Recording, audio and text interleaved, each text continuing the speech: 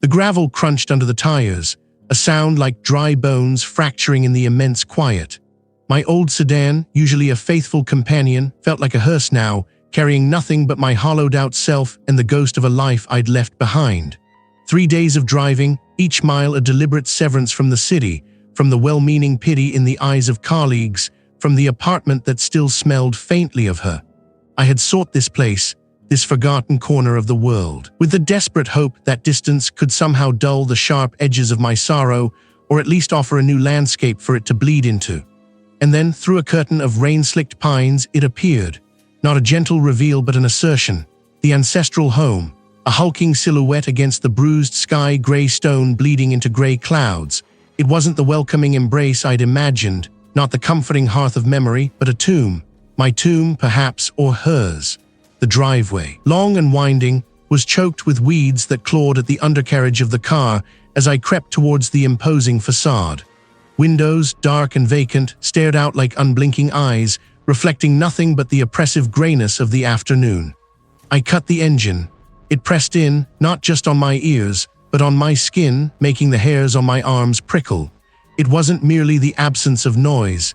It was a presence, a watchful, patient entity. My hand trembled as I reached for the heavy leather bag on the passenger seat, the one containing my scant belongings and the oversized, ornate key to this place. Every action felt burdened, slowed by an unseen weight. The door groaned open, exhaling a breath of stagnant air that tasted of dust, damp stone, and something else, something metallic, like old blood or perhaps just rust from forgotten iron. The foyer was a cavern, swallowing the last vestiges of daylight, leaving only an inky gloom. No sound but the frantic drumming of my own heart, a betrayal of the calm I desperately sought. I stepped inside, pulling the heavy door shut behind me with a resounding thud that seemed to vibrate through the very foundations of the house. My breath plumed faintly in the gloom. Faded tapestries, their scenes indecipherable, hung like forgotten shrouds on the walls. I moved from room to room on the ground floor, each one a testament to lives lived and forgotten. Dust motes danced in the slivers of weak light that pierced the grimy windows, illuminated only for a moment before vanishing back into the general gloom. The furniture, draped in white sheets, resembled hunched spectral figures waiting. In the drawing room, a grand piano sat silent, its keys yellowed with age, as if anticipating a melody that would never come. I ran a finger across a dusty mantelpiece, the grit clinging to my skin, a physical manifestation of the passage of time, of neglect. Later, as I wandered aimlessly through the upper floors, each creaking floorboard a complaint under my weight, I paused by a tall, grimy window in what must have been a study. Below, the overgrown gardens stretched to the tree line, a wilderness reclaiming its territory. Above, on the very crest of the house's slate roof, I saw it, the skeletal frame of the exercise cage on the roof, a bizarre, rusted contraption that looked like a forgotten birdcage for a giant, its bars pointing accusingly at the perpetually overcast sky. What kind of person, I wondered, built a prison for themselves atop their own home? The image of it, stark and incongruous, etched itself into my mind, adding another layer to the house's already unsettling strangeness. I felt its scrutiny, a prickling sensation on the back of my neck, the feeling of eyes I couldn't see. My rational mind tried to dismiss it as exhaustion, as the lingering effects of grief playing tricks on my senses. I chose a bedroom on the second floor, one with a four-poster bed and a fireplace, hoping the hearth might offer some semblance of warmth. The mattress sagged, the springs groaning under my weight as I sat down, still fully clothed. I pulled off my boots, the heavy thud of leather on wood sounding like a gunshot in the vast quiet. I didn't bother with unpacking, or even lighting a fire. The profound weariness that had settled in my bones was too heavy to fight, or was it just me breathing with the house? I closed my eyes, telling myself it was nothing. It had to be nothing. But the hairs on my arms stood on end, and sleep felt a million miles away. The immense oak door groaned shut behind me, a deep, resonant sigh that echoed through the cavernous foyer. The sound seemed to swallow the last vestiges of the world outside, leaving me suspended in an absolute silence that pressed in on my eardrums. The air inside was still and cool, thick with the scent of aged wood, dust, and something else, a faint metallic tang like old blood or forgotten iron. I stood there, a solitary figure in a vast, sleeping behemoth of a house, my duffel bag a pathetic anchor in the immensity. The silence was not peaceful, it was expectant, a held breath. My eyes, accustomed to the fading light of dusk, struggled to make out the details. Towering ceilings lost in shadow, dark portraits gazing down from high walls, a grand staircase sweeping upwards into an unseen darkness. Each step I took on the polished floorboards sent a creak through the house, a protest, or perhaps an acknowledgement. The first few days were a blur of unpacking the bare essentials and trying to impose some semblance of order on the pervasive disarray. Dust motes danced in the rare shafts of sunlight that pierced the grimy windows, illuminating forgotten cobwebs that draped like ancient lace. I cleared a space in the kitchen, wiped down a scarred wooden table, and tried to pretend this was just another move, another house. But the house didn't feel like a blank slate. It felt like a memory, thick and suffocating, waiting. I was in the library, a room lined with more books than I could ever read, each spine brittle with age, the air heavy with the smell of decaying paper. I was running a damp cloth over the polished surface of a vast mahogany desk, trying to banish the film of dust that had accumulated over decades. My fingers brushed against the cool wood, then suddenly a patch of air directly in front of me turned icy. It lasted only a few seconds, then dissipated as quickly as it had appeared. I paused, cloth suspended, and rubbed my arm. "Just an old house," I murmured to myself, the sound of my own voice startlingly loud in the quiet. "Drafts, bad insulation," I nodded, trying to convince myself. Later that evening, as I stood by the ancient gas stove, waiting for water to boil for tea, I heard it. It seemed to come from the long, unlit corridor that led deeper into the house, a passage I hadn't yet dared to fully explore. I froze, kettle in hand. The water in it had begun to hum, a small, comforting sound. I strained my ears. Nothing. Only the hum of the kettle and the rhythmic tick of an unseen grandfather clock somewhere far off.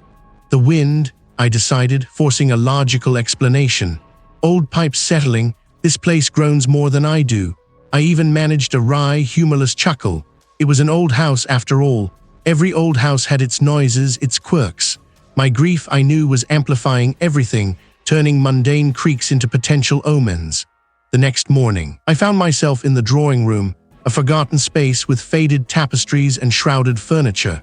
I decided to uncover a few things, just to let in some light. On a small, intricately carved side table, nestled between two dusty porcelain figurines, sat a heavy brass compass. Its glass face was clouded, its needle rusted immobile. I picked it up, admiring its craftsmanship. I distinctly remembered placing it on the mantelpiece in the main hall yesterday evening. Thinking it looked fitting there, I was certain. I had picked it up, cleaned a spot, and set it down. Yet here it was, my brow furrowed. I walked back to the main hall, checking the mantelpiece. Empty. I returned to the drawing room, staring at the compass in my hand. Did I put it here? Had I walked in, set it down absent-mindedly, and then forgotten? It was entirely possible. My mind wasn't what it used to be.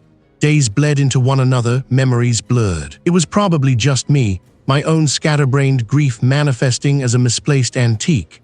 I sighed, setting the compass back on the side table, consciously noting its new position. I would check it tomorrow. A test. The restlessness, a familiar companion since my wife's passing, intensified with each passing hour in the house. I needed air, a change of perspective. I remembered seeing a structure on the roof from one of the upper windows. An old, iron-wrought curiosity. It took a moment of struggling with the rusted latch, but it finally gave way with a protesting shriek. Cool, fresh air, carrying the scent of pine and damp earth, rushed in. I pushed the hatch open and climbed out onto the flat slate roof. The sky was a vast, indifferent canvas of gray, and there it was, the exercise cage on the roof. A skeletal structure of rusted iron bars, forming a large, open-air enclosure, perhaps a dozen feet by a dozen. It looked like a giant, forgotten bird cage, bolted firmly to the roof, its purpose long lost to time. Inside, a few corroded weights lay scattered, alongside a splintered wooden bench. The wind picked up, whistling through the bars, creating a mournful, almost vocal sound. It was an exposed, desolate place, yet strangely compelling, and then I felt it again. It wasn't the wind. It was sharper, more intense, settling in the very core of my chest. and with it, a faint pressure, as if a hand had been laid on my shoulder, too light to be physical, too distinct to be imagination. My breath hitched. I spun around, heart thrumming, expecting to see, what? Only the empty cage, the whistling wind, the gray sky, just the damn wind, James, playing tricks. I clenched my jaw, the pressure in my chest tightening. I knew it was foolish, irrational. My mind was frayed, grief-stricken. I was looking for explanations, for meaning, where there was only emptiness. Yet as I descended back into the echoing quiet of the house, the seed of unease had taken root. It was small, a tiny burr beneath my skin, but it was there, and it prickled with an unwelcome persistence. The house was settling around me, or perhaps I was settling into it. They were becoming something else, something that listened, something that watched, thick with the smell of old wood, and something else, something metallic and cold, like forgotten iron. My breath hitched, a shallow, involuntary gasp that seemed to echo in the profound stillness. The silence wasn't empty, it was a presence, dense and watchful, pressing against my eardrums until they ached. I stood there for a long moment, my hand still resting on the rough oak, a ridiculous part of me wanting to push the door back open, to step out into the familiar, indifferent world I'd just abandoned. But I didn't. I couldn't. This was my sanctuary now, my penance, my fresh start. I forced myself to move, my footsteps unnaturally loud on the polished floorboards, each creak and groan of the ancient house a distinct protest against my intrusion. I spent the afternoon in a daze, attempting to bring some order to the chaos of boxes. The house felt immense, cavernous. Every corridor stretched into a deepening gloom, every shadowed corner seemed to hold its breath. I kept telling myself it was just the age of the place, the unfamiliarity. Old houses settled, they groaned, they had drafts. My wife had always loved old houses. A pang of grief, sharp and sudden, pierced through the dull ache in my chest. I pushed it down. As dusk bled into night, the subtle disturbances began. A distant thud from upstairs, like a heavy book falling. I froze, listening. Nothing. Later, while I was trying to connect a lamp in the study, the bulb in the overhead fixture flickered, then died with a soft pop. I sighed, attributing it to ancient wiring. I screwed in a fresh bulb, tested it, it worked. My heart gave a startled jump. I spun around, staring at the fixture. It settled, glowing steadily again as if nothing had happened. I stood for a moment, my hand clenched, my gaze fixed on the light. Just old wiring, I repeated, a whisper in the vast, empty room, just old wiring. I tried to lose myself in unpacking, in the mundane ritual of placing books on shelves, stacking clothes in a dresser. It was a futile effort. The house was too large, too quiet. It seeped into my bones, raising goosebumps on my arms. I retreated to the kitchen, hoping to make some tea to find a semblance of normalcy. A sharp, violent crack that reverberated through the very foundations of the house. I stumbled, nearly dropping the mug, my tea sloshing over my fingers. It was the unmistakable sound of a heavy door slamming shut, somewhere deep within the house. Not a gentle creak, not a settling groan, but an angry, forceful impact that shook the floor beneath my feet. My breath caught in my throat. I stood frozen, straining to hear anything else. It wasn't the wind. There was no draft that could cause such a violent slam. I walked slowly, cautiously back into the foyer, my eyes scanning the closed doors that lined the hall. All of them looked undisturbed. The sound was swallowed instantly. Is anyone here? Only the echo of my own foolish question answered me. I spent a restless night, convinced I was losing my grip. The house was playing tricks on me, or perhaps my grief was manifesting in strange ways, twisting mundane sounds into something sinister. I tried to rationalize it all, the old wiring, the settling timbers, the wind, but the door slam that had felt undeniably real, undeniably forceful. I'd noticed the rusted iron ladder on the exterior wall during my initial tour, leading up to a platform where a skeletal open-air structure sat. A relic from a past owner, perhaps, who had valued physical discipline and fresh air. When I finally pulled myself onto the platform, gasping for breath, the view was breathtaking. The landscape stretched out for miles, a patchwork of muted greens and browns under a pale morning sky. The wind, surprisingly brisk up here, whipped around me, tugging at my hair and clothes. I walked to the edge of the platform, gripping the cool, rough iron bars of the cage. The air tasted clean, sharp, and for a fleeting moment, I felt a sense of peace. Then my eyes drifted downwards, over the sprawling roofscape of the house itself. My gaze snagged on an attic window directly opposite my position. It was gone in an instant, a mere suggestion of movement, too quick to discern, too indistinct to confirm. My heart hammered against my ribs. Was it a trick of the light? A bird passing? My eyes still adjusting to the glare, I stared at the window, willing the shape to reappear. I squeezed my eyes shut, then opened them again, trying to clear the image from my mind. But the impression lingered, an afterimage burned into my vision. The wind seemed to howl a little louder then, a mournful, drawn-out sound that vibrated through the metal into my hands. My breath hitched again. This wasn't the house settling, this wasn't old wiring, and it certainly wasn't my grief playing tricks on my tired mind.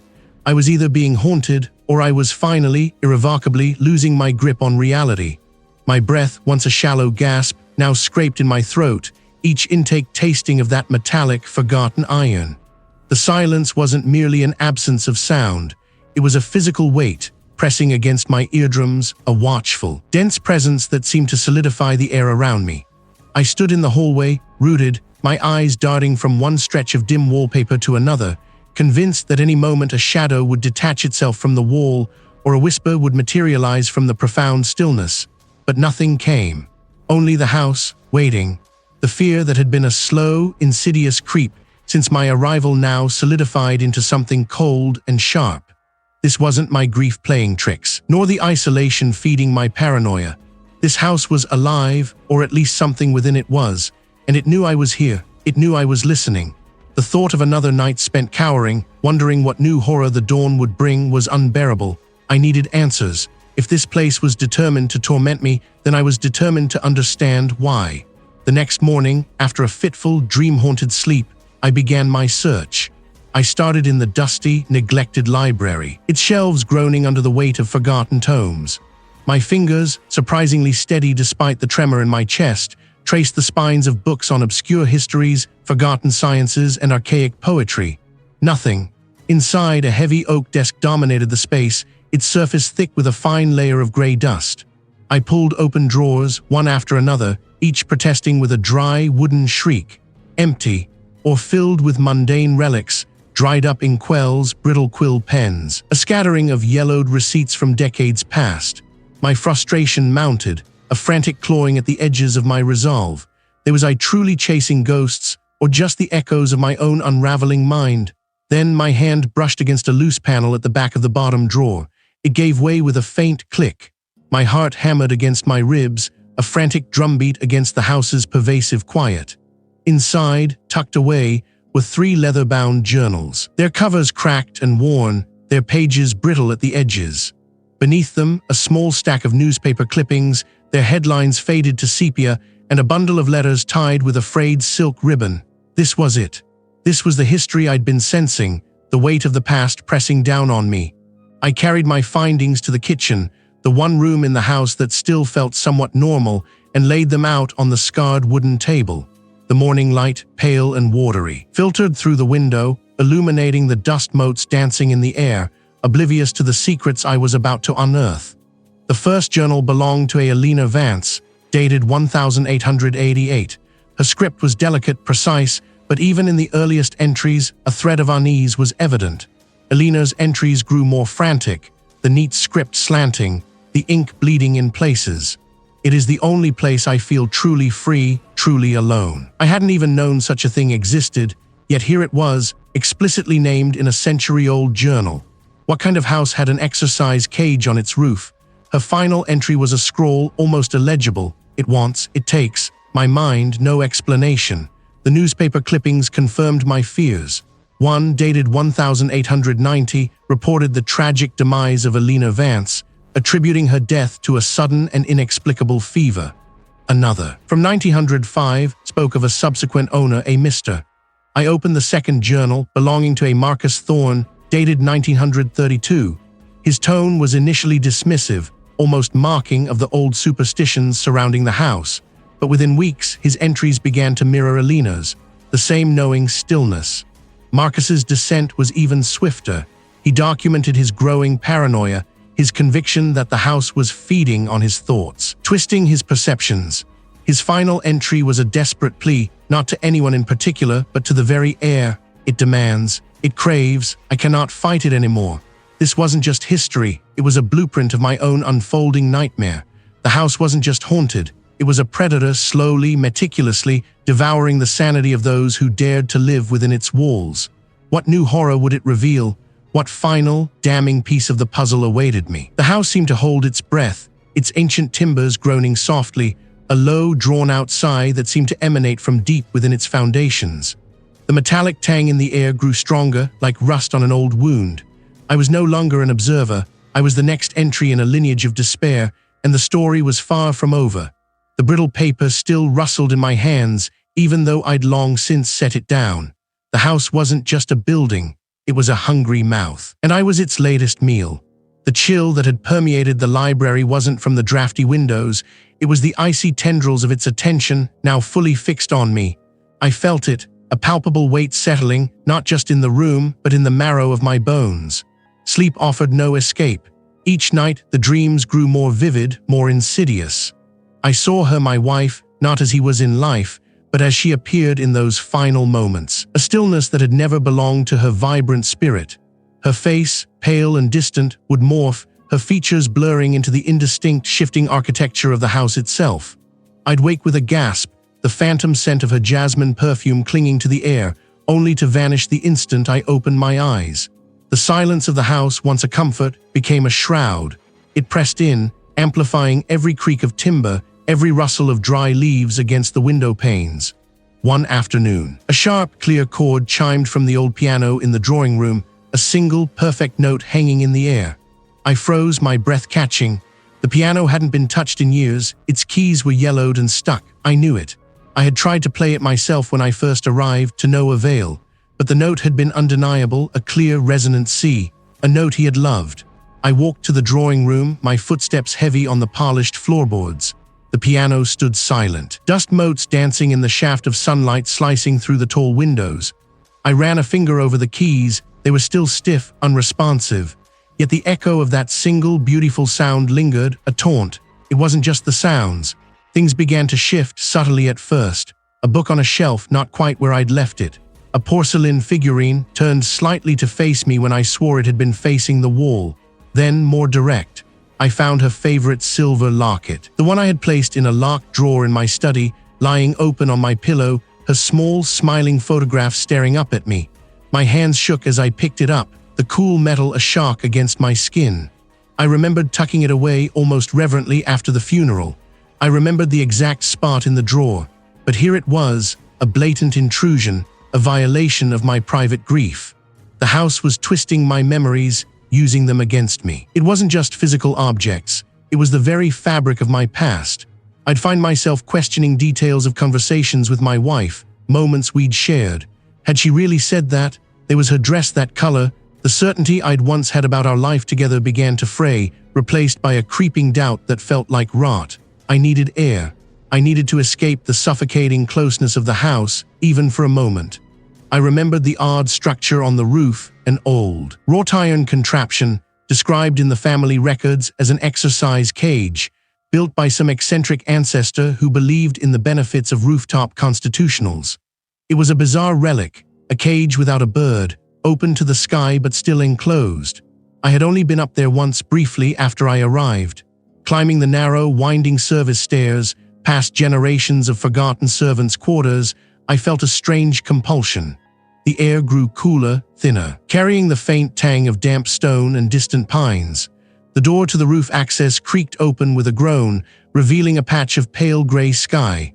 I stepped out onto the flat expanse of Lade, the wind immediately whipping around me, a stark contrast to the stagnant air below. There it was, the exercise cage on the roof, a skeletal dome of rusted iron bars anchored to the brickwork. It looked like a giant, antique birdcage, open at the top, but with enough lattice work to make it feel confined. I walked towards it, the metallic tang of the wind filling my nostrils. As I approached, a flicker of movement caught my eye from within the cage. My breath hitched. Inside, suspended from one of the crossbars by a thin, silken ribbon, was one of her hair clips. It was an ornate silver dragonfly, studded with tiny emeralds, a gift I had given her on our first anniversary. It shimmered in the weak sunlight, twisting slowly, as if caught in a phantom breeze. I knew that clip. I knew it intimately. It had been missing for months, lost somewhere in the move, I'd assumed. I had searched for it, knowing how much she cherished it. But it wasn't just the clip. As I stepped closer, my gaze fell to the ground beneath it, inside the confines of the cage. There, arranged carefully on the grimy lead, were a handful of small, smooth river stones. And etched into the largest of them, with what looked like a fingernail, was a single word: always. My wife had a habit, a private ritual of collecting smooth stones whenever we went to the river near our old home. She'd bring them back, polish them, and sometimes, if he was feeling particularly sentimental, she'd scratch a word onto them with her nail. And always was our word. It was what we said to each other, a silent promise, a private pact. The world tilted. The wind howled around the cage, but I couldn't hear it over the roaring in my ears. This wasn't a memory. It was a physical manifestation, a grotesque personal touch. The clip, the stones, the word, they were all intensely, undeniably hers. But he was gone. I had seen her buried. My mind raced, grappling with the impossibility. Had I done this in my sleep? Had I climbed up here in some fugue state and arranged these objects, then forgotten? The thought was terrifying, more so than any phantom sound. There was I losing my mind. There was the grief finally fracturing my perception of reality. This was no general haunting. This was specific. This was intimate. The house wasn't just playing games. It was reaching directly into my heart, twisting the very essence of my love and loss, using it as a weapon. It wasn't just devouring my sanity. It was devouring her memory, replacing it with something distorted and horrifying. I stumbled back, my hands pressed to my temples, trying to push away the creeping tendrils of doubt. The house knew. It knew everything, and it was just getting started. The chill that had permeated the library wasn't from the drafty windows. It was the icy tendrils of its attention, now fully fixed. It felt less like a presence, more like a physical weight, pressing against my skull, urging me forward. I couldn't sit still. The silence of the library, once a comfort, now hummed with an unheard frequency, a low, persistent thrumming that resonated in my teeth. My gaze kept drifting upwards, past the heavy beams of the ceiling, as if the answers I craved were hovering just out of reach, in the forgotten heights of the structure. A strange compulsion seized me, a need to climb, to ascend. It wasn't logic driving me, but an instinct, a primal pull towards something unknown, something the house wanted me to find. Dust motes danced in the anemic light, filtering through grimy attic windows, swirling like restless spirits. The third floor, the fourth, I didn't even know this house had so many levels. Then at the very top, nestled behind a low, heavy door that seemed to blend into the wall, I found a narrow, winding flight of stairs. They were steeper, rougher, clearly not meant for daily use. The wood groaned under my weight, protesting my intrusion. The air here was stagnant, heavy with the scent of dried leaves and something metallic, like old blood or rust. I was on the roof. Under a sliver of moon, the roof stretched, a desolate landscape of weathered slate and moss-covered brick. And there it was, stark and skeletal against the bruised sky, the exercise cage on the roof. It wasn't a modern, sleek structure. This was a brutalist cage of blackened iron bars, rusted and pitted, perhaps 10 feet square, anchored directly into the roof tiles. It looked less like a place for physical exertion and more like a confinement chamber. Why would anyone build such a thing up here, and for whom? My boots crunched on loose gravel as I approached. The iron gate, surprisingly, wasn't locked. It swung inward with a groan that sounded like a dying breath. Inside, the space was empty, save for a thin layer of grit and debris, but as my eyes adjusted to the gloom, I saw them. Etched into the rough stone floor of the cage, barely visible beneath decades of grime, were symbols. Not random scratches, but intricate, interlocking patterns, swirling lines that ended in sharp points surrounding a central, deeper indentation. It looked like a basin or perhaps an altar. My breath hitched. This wasn't for exercise. This was for something else entirely. I knelt, scraping away the dirt with trembling fingers. The symbols were disturbing, almost alive in their complexity. And then, beneath the central basin, I noticed it, a loose stone. My fingers fumbled, adrenaline surging. I pried it up, revealing a small, shallow cavity. Inside, wrapped in oilskin, was a single, brittle parchment. Unlike the ledger, this wasn't formal. It was a diary entry written in a spidery, desperate hand, the ink faded to sepia. The date was over a century old. I unfolded it carefully, the paper threatening to disintegrate. My eyes scanned the cramped script, my heart beginning to hammer a frantic rhythm against my ribs. The sorrow, it feeds, it demands. The house is hungry. My ancestor, he understood. The ritual must be maintained, a life for its sustenance, a sorrow to bind it. The bloodline is cursed, tied to this place. We offer our grief, our brokenness. My wife, her despair, it was a feast. And now, the new generation approaches, he will bring it. His pain will be its awakening. He will be drawn back as I was. The cycle never ends. The cage, a vessel for the offering, the sorrow, it must be pure. The words blurred, then snapped into sickening focus. My ancestor, the bloodline is cursed. It wasn't just the house that was hungry, it was something within it, something that fed on sorrow, bound to my family, to this very structure. And my wife's sudden, inexplicable death, it wasn't an accident, it was an offering, a feast. The entity wasn't merely haunting the house, it wasn't just a malevolent presence. It was a predator, and it had been waiting for me, waiting for the grief I carried. The crushing weight of loss that had driven me back to this ancestral tomb. I was meant to be here. My sorrow was its next meal. I stood there, exposed on the roof, the wind tearing at the diary in my hand, the skeletal cage looming around me. The air itself seemed to thicken, pressing in, heavy with an unseen presence. It wasn't just in the house anymore, it was everywhere. It had followed me, lured me, orchestrated my return. The labyrinth wasn't just in the house's twisting corridors, it was in the lies of my family's history, in the false comfort I had sought here. And I, James, the grieving widower, was not seeking solace. I was being prepared. The words from the old journal had sunk into me like shards of frozen glass, lodging themselves deep, cold, and sharp. My ancestor, my wife, her despair, it was a feast. The realization hadn't just chilled me, it had ignited a frantic, desperate energy. It wasn't just a haunting, it was a hungry, generational parasite, and I was its next course. I couldn't just endure it, I had to fight. My first thought, a primitive, desperate lunge towards control, was to barricade myself. I dragged an antique cedar chest across the library door, its polished surface groaning against the floorboards. Then I began to scavenge. Bookshelves yielded heavy tomes, their leather bindings cracked, which I wedged against other doors.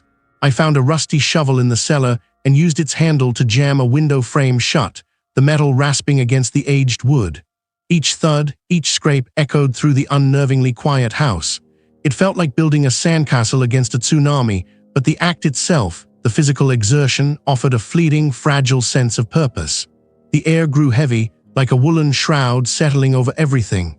The scent of dust and mildew, usually dormant, intensified, carrying with it a faint, cloying sweetness that made my stomach churn. I felt watched, not just by unseen eyes, but by the very fabric of the house itself. The old floorboards, which I'd just reinforced, began to creak, not under my weight, but from within the walls, a soft, mocking groan. The cedar chest I'd dragged across the library door vibrated, a low hum that seeped into my bones. My physical barriers were not holding. They were merely highlighting my vulnerability. Panic began to claw at my throat. I remembered an obscure passage in one of the ancestral texts, a vague reference to purification rituals, to salt and iron and fire. Foolish, perhaps, but I was beyond reason. In the cellar, I found a half-used can of lamp oil and a box of matches. My hands trembled as I poured a shaky circle of salt around the antique chair in the study, then another around the bed in my room. I don't belong here. The flame, instead of burning steadily, began to dance erratically, flickering wildly as if caught in a sudden draft, though no window was open. Then the ceramic bowl cracked, a thin, audible snap, and the flame died, leaving behind only a tendril of acrid smoke. My attempts at spiritual defense were not only useless, they were being actively undone. A guttural sound, like a sigh of immense satisfaction, seemed to emanate from the very walls around me. It was feeding. My fear, my struggle, my desperate attempts to fight back, it was all a banquet. The realization was a punch to the gut. Every ounce of my resistance was only making it stronger. I fled. I ran up the main staircase, my feet pounding, each step echoing the frantic beat of my own pulse. I burst through the attic door, the smell of ancient wood and trapped air heavy around me, and scrambled towards the narrow, precarious ladder leading to the roof access hatch. I clambered out onto the slate tiles, the wind whipping at my hair and clothes. My eyes darted around, searching for, what? An escape route, a sign of rescue. There was nothing but the vast, indifferent expanse of the night sky, dotted with distant, uncaring stars. Then I saw it, tucked away in a corner of the roof, a relic from a forgotten era, the exercise cage on the roof. It was a sturdy structure of wrought iron bars, topped with a mesh roof, meant perhaps for a bygone era's eccentric fitness regimen or a bird enclosure. It offered no real shelter, but in my panic, it seemed like a boundary, a contained space, a last resort against the open, terrifying vulnerability of the roof's edge. I squeezed through its narrow, unlatched door, pulling it shut behind me, the rusty clang a pathetic attempt at security. The wind howled, a mournful, solitary sound. For a moment, a fleeting, desperate moment, I felt a flicker of safety. It was so close I felt the vibration against my cheek. I struggle so beautifully, James, it breathed, its voice like dry leaves skittering across stone, so much delightful fear. The air inside the cage grew impossibly dense, pressing against my chest, stealing my breath. My skin crawled. It wasn't just a voice. It was a presence, tangible and suffocating, contained within the very space I had sought for refuge. I looked down at my hands, clenched into useless fists, and saw faint, reddish lines forming on my palms, as if the heat from the bars was not external, but internal, radiating from within me. And then I understood, with a sickening clarity that stole what little air remained in my lungs. It wasn't just my despair it craved. It was my life, my essence. My frantic struggles, my desperate attempts to fight back, my very will to survive, all of it was being siphoned, drained, consumed. The cage wasn't protecting me, it was containing me, a perfect vessel for its feast. I wasn't fighting back, I was feeding it. Every beat of my terrified heart, every ragged breath, every tremor of my body was a fresh offering. I was trapped, utterly, irrevocably trapped, in a cage built for my own consumption. The air inside the exercise cage on the roof didn't just grow dense. It became a solid, suffocating weight, pressing against my chest until my ribs ached. The wrought iron bars, cold moments before, now radiated a searing heat, as if the metal itself had caught fire, burning through my clothes, leaving patches of scorched skin. My every pore crawled with a sensation of being watched, dissected, utterly exposed. It wasn't just a voice. It was a presence, tangible and suffocating, contained within the confines of the cage, yet somehow expanding beyond it, filling my head. My very bones with a low, guttural thrum. A chill, sharper than any winter wind, pierced through the unnatural heat. It was a contradiction, a violation of physics, and it made my teeth ache. The thrum intensified, vibrating behind my eyes, blurring my vision. It was distinctly my name, pulled from the deepest recesses of my memory, laced with an intimate, sickening familiarity. It felt like a violation. I have returned, it is time. My breath hitched. My hands, scorched and trembling, gripped the heated bars. This was it. The entity was here, truly here, and it wanted something. A vision flared behind my eyes, unbidden, vivid. Not a memory of my own, but something implanted, a fleeting glimpse of the house, centuries old, its foundations fresh. A pact, a sacrifice. A keeper, a vessel to contain the hunger. A constant sacrifice of self to preserve the others. My mind reeled, a bargain, a keeper. What was it talking about? My family had simply owned this house, inherited it. Then a new vision, clearer, more agonizing, my wife. He was in our bedroom not long before she wasn't smiling, not then. Her face was etched with a terrible understanding, her eyes wide with a horror I hadn't seen, not truly. To free I, a fool's errand. The vessel cannot be empty, it must be filled. My wife, she hadn't just died. He had known, and her death. Was it a consequence of her knowledge? A prevention? The thought was a clawed hand tearing at my sanity. My stomach churned, bell rising in my throat. All this time I had blamed myself, my grief, my isolation. But it had been the house, the entity all along, untainted. The vessel must be ready. The heat in the cage intensified, a roaring inferno against my skin. The thrumming became a deafening roar. My head felt like it would split apart. I saw myself, reflected in the polished surface of a bar, but it wasn't just my face. There was a faint, shimmering distortion, an echo of another, older face superimposed over mine, eyes that held an ancient, hungry despair. The horror wasn't just in the house, it was in me. It was my bloodline. I was the next in line, the vessel. My wife hadn't died suddenly and inexplicably. He had been removed, cleared away, so that I could take my place, become the next keeper. The living prison for this ancient, malevolent hunger. Accept it, James.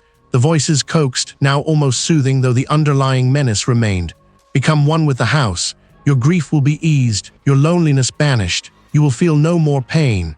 The offer, insidious and tempting, twisted my gut. No more pain, to be free of the gnawing ache, the constant regret, to simply be, but at what cost? To become a part of this, to be consumed, to perpetuate this cycle of horror, to allow it to claim future generations, future lives. This wasn't just about survival, it was about choice. To yield, to become the vessel, to let this thing inhabit me and ease my suffering, or to fight it, to break the lineage, even if it meant my utter destruction. I looked around the exercise cage on the roof, the metal shimmering with unnatural heat, the sky above beginning to bruise with the approach of dawn. If I accepted, the haunting would end perhaps, but I would become the haunting. If I refused, what then? Would it tear me apart? Would it simply find another? Or would my refusal, my pure, unadulterated will, be enough to break the cycle, to shatter the cage, to destroy this ancient, hungry thing once and for all? The choice felt impossible, yet utterly clear. I had to fight. Not for solace, not for peace, but for an end. The insidious offer, that whisper of oblivion, twisted my gut into a knot of revulsion and desperate longing.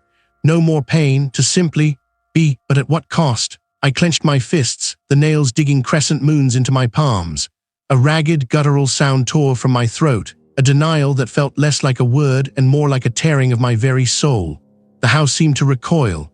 The oppressive weight in the air, which had been pressing down on me like a physical thing, suddenly intensified, then vibrated with a furious, silent hum. It wasn't a sound I heard with my ears, but one that resonated deep within my bones, rattling my teeth. The very timbers of the ancient structure groaned in protest, a symphony of tortured wood and settling stone. Dust motes, caught in the slivers of moonlight piercing the grimy windows, danced frantically like disturbed insects. I felt it then, a sudden, brutal yank, as if invisible tendrils had wrapped around my chest and were trying to tear me apart. My vision blurred, the room spinning and the floor tilted precariously beneath my feet. I stumbled, crashing into a heavy, antique wardrobe. The entity was enraged. It wasn't just a presence anymore. It was an active, malevolent force, trying to shatter my resolve, to break me into pieces it could then absorb.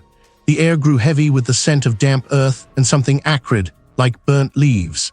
My ears rang with a high-pitched whine, and I pressed my hands against them, trying to block out the assault. This wasn't just in my mind. It was here, tangible, a manifestation of pure, concentrated malice. I had to get out, not just out of the room, but out of the house. The thought was a desperate, primal scream in my head. I scrambled to my feet, my legs wobbly, my head swimming. Every step I took felt like wading through thick mud, the air heavy, resisting my movement. The floorboards beneath my boots creaked and groaned, not just under my weight, but as if the house itself was writhing. I didn't know where I was going, only that up was a way. I stumbled up the grand staircase, 2 steps at a time, my breath coming in ragged gasps. Each ascent was a battle, the banister vibrating under my grip, the very air seeming to push me back down. I could feel its anger, a hot, suffocating blanket descending on me. Finally, I burst through a rarely used door on the uppermost floor, one that led to a narrow, winding servant's stairwell I'd only discovered recently. I clawed my way up, the steps growing steeper, narrower, until I was practically crawling. The air grew thinner, cooler, carrying the faint, metallic tang of rain and rust. Then with a final heave, I pushed open a heavy, bolted hatch. I clambered out, gasping onto the flat, tarred surface of the roof. Above me, the moon was a sliver of silver, peeking through a ragged veil of clouds. I collapsed, my lungs burning, my muscles screaming in protest. I lay there for a moment, just breathing, trying to purge the foulness from my system. But there was nothing, only the vast, indifferent expanse of the night sky. Then I saw it further along the roof, a skeletal silhouette against the pale sky, the old, rusted exercise cage on the roof. It was an anachronism, a bizarre addition from a previous, perhaps eccentric owner. A tall, wire mesh structure, once likely used for some forgotten physical regimen, now stood as a decaying monument to a peculiar past. Its iron bars were streaked with rust, some sections of the mesh torn away, leaving gaping holes. Driven by an instinct I didn't understand, a need to be utterly exposed, to let the wind scour me clean, I dragged myself towards it. I pushed open the creaking, unlatched gate and stumbled inside. The air within the cage felt strangely different, a pocket of stillness amidst the wind that whipped around the roof. I slumped against the cold metal bars, my head lolling back, my gaze fixed on the stars. The entity was gone. or at least its immediate crushing presence had receded. But the reprieve was fleeting. The silence wasn't entirely empty. There was an echo, a faint, persistent hum, not unlike the one that had rattled my bones earlier, but softer, more internal. It resonated not from the house, but from within me. I pressed a hand to my chest over my heart. It wasn't a physical pain, but a deep, unsettling thrum, a vibration. Had I truly escaped, or had its touch, its essence imprinted itself upon me? My hands, I noticed, were trembling uncontrollably. My eyes were wide, bloodshot, but there was something else there too. I had fought it. I had denied it. I had escaped the house. The gnawing ache, the constant regret for my wife's death was still there, but now it felt different. Sharper, more profound, as if a new layer of despair had been added, woven into the very fabric of my being. The house hadn't claimed my body, but had it claimed a piece of my soul? The wind howled, rattling the rusted bars of the cage, a mournful, lonely sound. Always the hum. I was free of the house, yes, but I was not free. I was merely its latest, most unwilling host, and that home was me.